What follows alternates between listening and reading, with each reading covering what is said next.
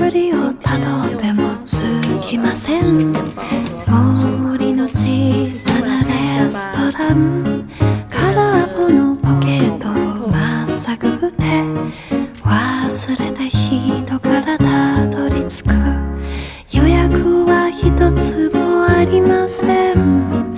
森の小さなレストラン、空席だらけのランチ時、小鳥がパタパタ笑ってる。